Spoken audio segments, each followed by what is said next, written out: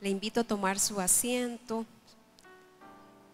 y prepararse para lo que Dios tiene con nuestra hermana Karen, que la semana pasada, si recuerdan, ella estuvo dando un estudio de segunda de Juan y esta mañana vamos a ver tercera de Juan.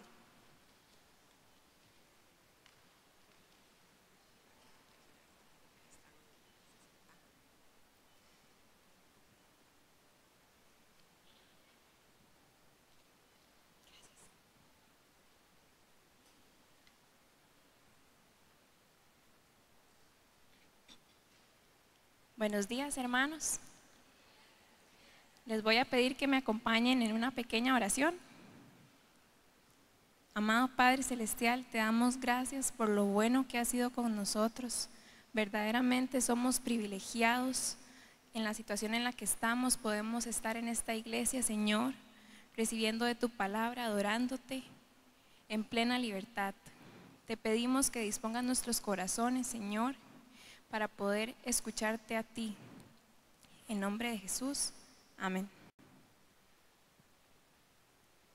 Bueno, hermanos, el día de hoy yo voy a compartir con ustedes sobre la tercera carta de Juan, los temas sobresalientes y los pasajes famosos. Entonces, iniciemos. La tercera carta de Juan es la última de las epístolas que Juan escribió. Y al igual que la primera y la segunda, desde las épocas iniciales de la iglesia, se estableció de que Juan, el discípulo amado como la mayoría de nosotros lo conocemos, fue el escritor. Y esto se concluyó debido a que la manera en que esta carta está escrita es muy similar a las epístolas anteriores y corresponde al estilo de Juan. Al igual que la segunda epístola de Juan, el apóstol Juan en esta carta solo se refiere a sí mismo como el anciano, nuevamente mostrando la edad avanzada que tenía el apóstol cuando escribió la carta. Este término de anciano le da a él gran autoridad para referirse a la iglesia, mostrando la cantidad de años que ya tenía en el ministerio, toda la experiencia que había adquirido al ser testigo de la época de la fundación del cristianismo, además como uno de los discípulos de Jesús, estando desde el inicio de su ministerio. Entonces podemos ver cómo todo esto se ve reflejado en la carta. Con tan solo 15 versículos, esta carta es el segundo libro más corto de la Biblia. Como vimos la semana pasada, la segunda carta de Juan es el libro más corto. No sé si alguien recuerda cuántos versículos tenía esta carta. 13 versículos exactamente. Esta contiene 15 versículos y ambas, tanto la segunda carta de Juan como la tercera, contienen menos de 300 palabras griegas. Eso quiere decir que podían caber en su totalidad en una hoja de papiro.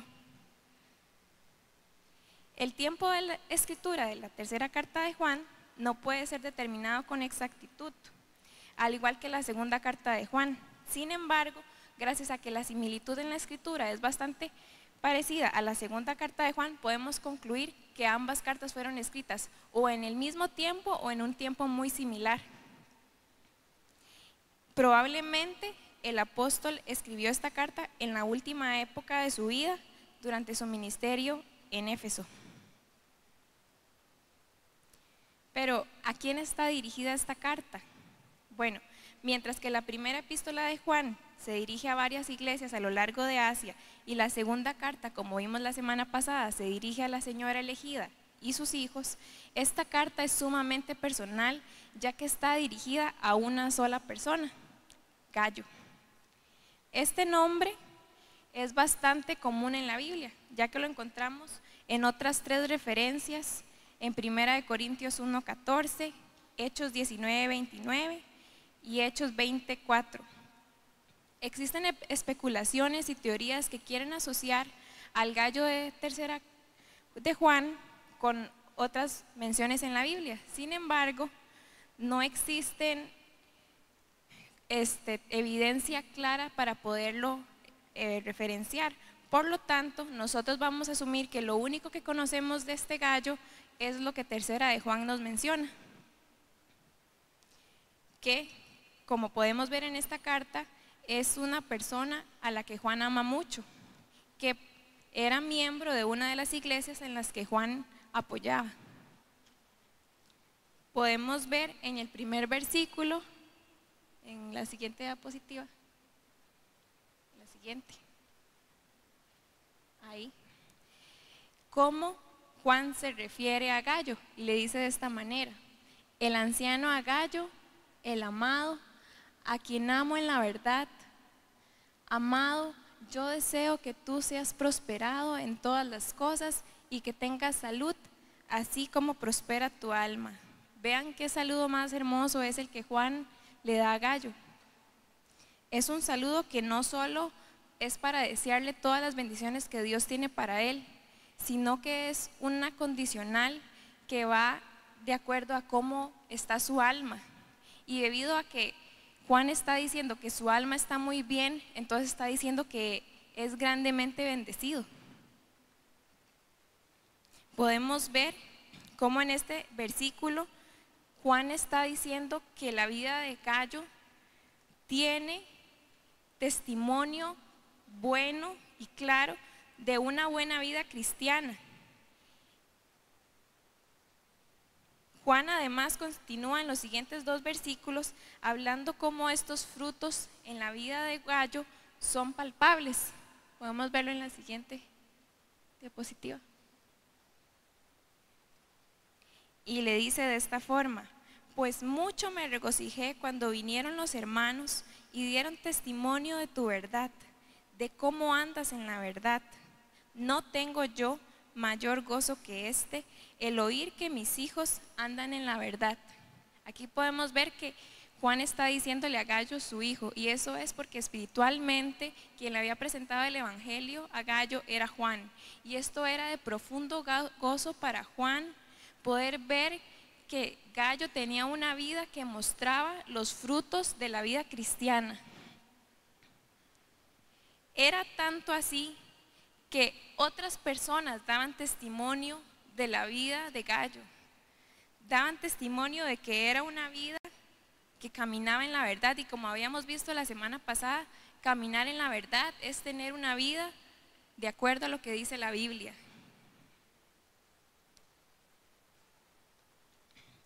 Entonces yo les pregunto a ustedes, hermanos, para que ustedes se pregunten a sí mismos: las últimas personas que estuvieron en nuestras casas podrían dar el testimonio que daban estos hermanos de la vida de Gayo, porque estaban dando un testimonio muy bueno. ¿Pueden las personas que viven con nosotros ser testigos de que nuestra vida tiene frutos palpables, de que caminamos en la verdad de Dios? Porque no es fácil. Las personas que conviven con nosotros son las que más pueden ver en nosotros las faltas, pueden ver las áreas de mejora. Entonces puede que sea una buena idea que le preguntemos a las personas que tal vez más tengamos confianza si verdaderamente estamos dando el testimonio que debemos dar como hijos de Dios. Inmediatamente después de que Juan saluda a Gayo, comienza a tratar el tema principal por el cual escribió esta carta, que es la hospitalidad cristiana. Al igual que la segunda epístola de Juan, Juan ve necesario en esta carta referirse a la iglesia sobre cuáles son los parámetros para cumplir el mandamiento que Dios nos dejó a todos nosotros de tener una vida llena de amor. Y esto lo hace mediante la hospitalidad cristiana. Como vimos la semana pasada, en la iglesia, en la segunda carta de Juan, los miembros de la iglesia trataban de mostrar amor, sin embargo lo estaban haciendo de la manera incorrecta. Estaban recibiendo en sus casas y mostrando amor a personas que eran falsos profetas, a personas que tenían como su único objetivo destruir el evangelio. Entonces Juan tiene que escribir la carta y advertirles de los peligros y consecuencias de formar parte de esos movimientos tan malignos que destruían el evangelio, que estaban corrompiéndolo. Sin embargo, en la tercera carta de Juan, la situación ya era muy distinta. Juan escribe esta carta con 2 propósitos. El primero, de resaltar mediante el ejemplo de Gayo y de Demetrio cómo es que debe verse la hospitalidad cristiana en nuestras vidas. Y además reprender a Diófretes, quien estaba rechazando a los maestros que eran misioneros ya conocidos y aprobados por Juan, que traían buena doctrina a la iglesia, y que a pesar de esto Diófretes estaba decidiendo no recibirlos en la iglesia. Entonces, estamos hablando mucho de hospitalidad, pero ¿qué significa hospitalidad? Veamos que la hospitalidad significa una virtud o cualidad en que consiste tratar bien o con amabilidad al prójimo. Viene del término latín hospitalitas, que contempla la asistencia y la atención de todo aquel que necesita algo. Es servicio. Hospitalidad es servicio a quien lo necesite. Entonces, Gallo da inicio al contenido de la carta, resaltando de manera positiva el comportamiento de Gallo, y lo hace en los versículos 5 y 6, diciendo de la siguiente manera: amado, fielmente te conduces cuando prestas algún servicio a los hermanos, especialmente a los desconocidos, los cuales han dado ante la iglesia testimonio de tu amor, y harás bien en encaminarlos como es digno de su servicio a Dios, para que continúen su viaje. Aquí podemos ver cómo, a pesar de que Gallo no los conocía, sabía que eran siervos de Dios, y por lo tanto les daba el servicio que consideraba necesario. Y este servicio era un servicio muy bueno. Era tan bueno que iba más allá. Las personas no podían quedarse calladas, sino que tenían que dar testimonio de ello. Podemos ver cómo eran desconocidos para él, pero sabía que tenían ese mensaje de verdad porque venían recomendados por Juan. Traían la buena doctrina y eso era lo que importaba. Juan se llena de gozo al ver este comportamiento fiel de su hijo espiritual Gallo, que caminaba en la verdad y mostraba una hospitalidad de calidad. Estos maestros que fueron por las iglesias enseñando eran verdaderos misioneros, hermanos. Eran personas que lo daban todo por el servicio al Señor. Y así lo vemos reflejado en el siguiente versículo, cuando dice: porque ellos salieron por amor del nombre de Él, sin aceptar nada de los gentiles. Amor, esto es verdadero amor. Podemos ver cómo estas personas eran maestras verdaderos que dejaban todo por ir de iglesia en iglesia enseñando la buena doctrina. Se iban sin nada, no tenían ninguna seguridad económica de cómo iban a estar las cosas, pero confiaban en el Señor. Y gracias a personas como Gallo, que Dios utilizaba, tenían un lugar donde estar para seguir con su ministerio. En el siguiente versículo, Juan resalta cómo es de vital importancia el apoyo de la iglesia a estas personas que se entregaban completamente, y lo hace de la siguiente manera en el versículo 8. En la siguiente diapositiva. Dice: por lo tanto, somos nosotros los que debemos apoyarlos y así ser sus colaboradores cuando enseñan la verdad. Juan le recuerda a la iglesia que tienen una responsabilidad muy grande para todas estas personas que dedican el 100% de su tiempo al servicio al Señor. En este momento eran misioneros, pero podían ser cualquier persona que se dedicara 100% al servicio al Señor. Juan les dice: es nuestra responsabilidad como iglesia apoyarlos. Entonces, hermanos, ¿ustedes creen que este texto aún aplica a nosotros? Así es. Es todavía responsabilidad de la iglesia ser un apoyo, no solo en oración, sino también económico y en todas las áreas, a todas las personas que entregan sus vidas al servicio al Señor, porque son personas que lo hacen con amor y se entregan completamente, pero también tienen necesidades. Estas personas necesitaban dónde dormir, necesitaban alimento, necesitaban vestido, Y Juan le recuerda esto a la iglesia. Es nuestra responsabilidad ser el apoyo que todas estas personas que se entregan completamente al Señor tengan lo que necesiten. Es por eso que Juan ve necesario exhortar actitudes que no estaban haciendo esto, como la actitud de Diófretes, quien no estaba cumpliendo con este mandamiento de hospitalidad cristiana. Pero ¿quién era Diófretes? Bueno, era un líder de la iglesia quien dominaba la asamblea, es decir, tenía autoridad en la iglesia. Entonces, ¿cómo uno se pone a pensar que un líder de la iglesia no estaba recibiendo a estas personas? Bueno, existen muchas teorías de cómo fue que Diófretes se desvió. Hay algunos que dicen que, como pasó en la segunda epístola de Juan, que habían falsas doctrinas, Diófretes se corrompió con estas malas doctrinas y se desvió de la palabra de Dios. Sin embargo, hay muchos estudiadores que no creen que esto es lo correcto, ya que si hubiera sido así, por la escritura que tenía Juan, él hubiera rechazado este hecho y hubiera dicho que la iglesia estaba con una falsa doctrina.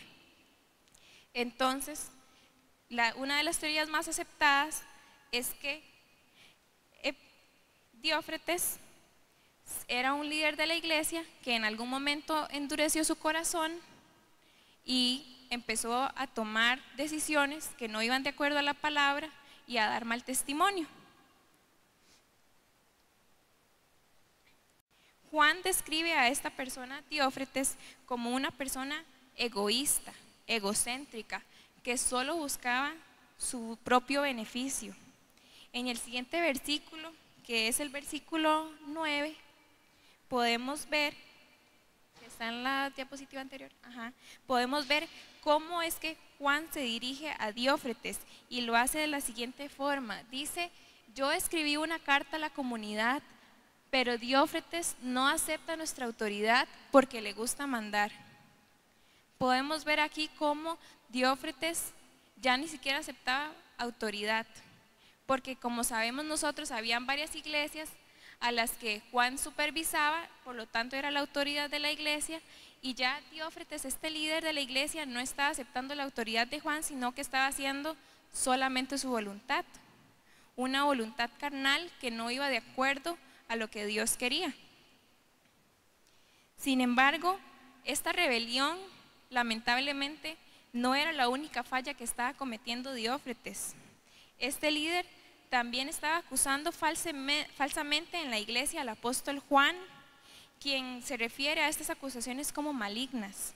Además, Diófretes iba aún más allá y abusaba de su autoridad al expulsar de la iglesia a quienes retaran la autoridad que él ya tenía en la iglesia. Y eso lo podemos ver en el siguiente versículo, en el 10, cuando dice así: por esta causa, si yo fuere, recordaré las obras que hace parloteando con palabras malignas contra nosotros. Ahí está Juan diciendo que Diófretes está diciendo palabras malignas contra ellos. Además, no contento con estas cosas, no recibe a los hermanos, y a los que quieren recibirlos se los prohíbe y los expulsa de la iglesia. Qué miedo un líder así, hermanos. Esta persona no solo no estaba cumpliendo la voluntad de Dios, sino que expulsaba de la iglesia a quienes querían cumplirla. ¿Cuántos verdaderamente le dan gracias a Dios porque en la iglesia acá no tenemos líderes así? Verdaderamente tenemos que darle gracias a Dios y orar siempre para que todos nuestros líderes se mantengan en la verdad del evangelio. En el siguiente versículo, Juan le da los últimos consejos a Gayo, recordando que debe mantener una vida que muestre los frutos de caminar en la verdad, así como también lo hacía Demetrio. Entonces podemos ver en el versículo 11 y 12 que dice lo siguiente: amado, no imites lo malo, sino lo bueno. El que hace lo bueno es de Dios, pero el que hace lo malo no ha visto a Dios. Todos dan testimonio de Demetrio y aún la verdad misma. Y también nosotros damos testimonio y vosotros sabéis que nuestro testimonio es verdadero. Aquí Juan, como siempre, muy tajante y muy directo, hace ver que los que no están haciendo acciones buenas simplemente no son de Dios. Está diciendo, no conocen a Dios. Está diciendo, los que conocemos a Dios damos testimonio y es el testimonio verdadero. Entonces, Juan es muy claro y dice, para poder decir que somos de Dios, tenemos que tener una vida con acciones que demuestran que conocemos a Dios. No basta simplemente con decir que lo conocemos o que lo amamos. Nuestra vida tiene que reflejar acciones concretas. Entonces, cada vez que uno lee versículos así de Juan, que son tan directos y confrontativos, uno tiene que preguntarse, ¿mi vida está dando el testimonio correcto? ¿Estoy comportándome como si conociera a Dios, como si soy de Dios? ¿O mi vida y mis acciones reflejan que no conozco a Dios todavía? Son preguntas muy duras.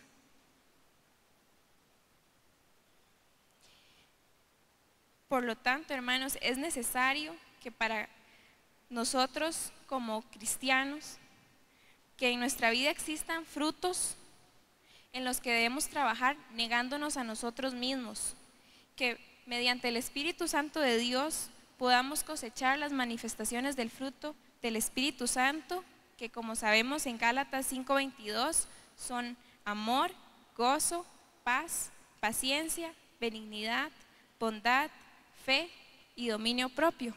Y Juan en este caso hace gran énfasis en el amor.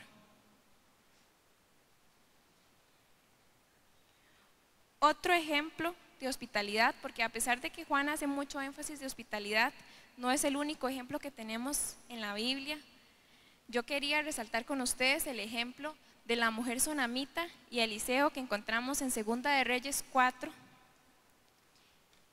Podemos ver como en el versículo 8, en la siguiente diapositiva, dice así: aconteció también que un día pasaba Eliseo por Sunem, y había allí una mujer importante que le invitaba insistentemente a que comiese, y cuando él pasaba por allí, venía a la casa de ella a comer. Hermano, la palabra clave aquí es insistía. Ella insistía, ella se ofrecía a que Eliseo fuera a su casa a comer. Cada vez que él pasaba por ahí, él tenía que pasar por la casa de ella a comer. Ella lo insistía. Pero entonces, hermanos, ¿por qué? ¿Cómo hacemos nosotros para entender por qué era tan importante para esta mujer que Eliseo pasara por su casa? ¿Cómo vemos ese respeto y atenciones que esta mujer tenía hacia Eliseo? Bueno, en el siguiente versículo tenemos la respuesta. La siguiente diapositiva dice así: y ella dijo a su marido, he aquí ahora yo entiendo que este que siempre pasa por nuestra casa es varón santo de Dios. Yo te ruego que hagamos un pequeño aposento de paredes y pongamos allí cama, mesa, silla y candelero, para que cuando él viniere a nosotros se quede en él. Wow, ¿verdad? Esta mujer iba más allá. Esta mujer es nuestro ejemplo de hospitalidad cristiana. Esta mujer no solo le insistía a que pasara a su casa a comer, sino que le hizo una habitación para que cada vez que Eliseo pasara por su pueblo, por su ciudad, se quedara ahí. Podemos ver cómo, si nosotros comparamos nuestras acciones con las de esta mujer, creo que la mayoría nos quedamos cortos. Esto es un gran ejemplo para nosotros de reflexión y recordar cómo esta es nuestra responsabilidad, hermanos. Recordemos, ahora que estábamos orando en la mañana por los misioneros, cómo es nuestra responsabilidad como iglesia ser el apoyo de estas personas que lo entregan todo por el Evangelio.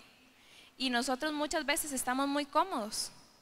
Gracias a Dios estamos en un país en el que podemos adorar al Señor libremente, no tenemos restricciones, estamos aquí, podemos trabajar, tenemos una vida que nosotros diríamos normal, pero estas personas están arriesgando sus vidas, dejándolo todo, pasando necesidades muchas veces, y es nuestra responsabilidad, y Juan lo deja muy claro, apoyarlos en todo lo que necesiten. Entonces, hermano, pregúntese usted si está haciendo todo lo que debería hacer. Para concluir, hermanos,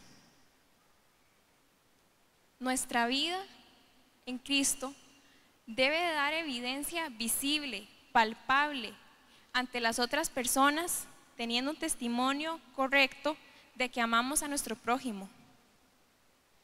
Tenemos que darle gracias a Dios por los líderes que tenemos en nuestra iglesia, líderes que aman a Dios y que se preocupan por cumplir su voluntad. Además, debemos recordar que el no ser fieles a Dios, como lo fue Diófretes, tiene consecuencias graves y eternas, como lo indica Juan, ya que el que no hace la voluntad de Dios, Juan dice, no conoce a Dios. Además, debemos recordar nuestra responsabilidad como iglesia de mostrar hospitalidad a todas las personas que se entregan y trabajan en el servicio a Dios. Hermanos, yo les invito a que sembremos hospitalidad en nuestros corazones. Ahorita les van a estar entregando unas semillitas y esto es un símbolo porque en Japón hay ciertas flores que les dicen cerezo rosado que son símbolo de hospitalidad. Entonces, como acá no encontramos cerezos rosados, yo les traje semillas de girasoles para que ustedes vayan y siembren en sus casas estas semillas y dentro de unos días puedan ver florecer flores y eso sea un símbolo de que necesitamos sembrar en nuestros corazones la semilla de amor y hospitalidad en nuestras vidas, que podamos ver un fruto visible y palpable ante las demás personas de que nuestra vida es diferente, de que no somos los mismos. Muchas gracias, hermanos.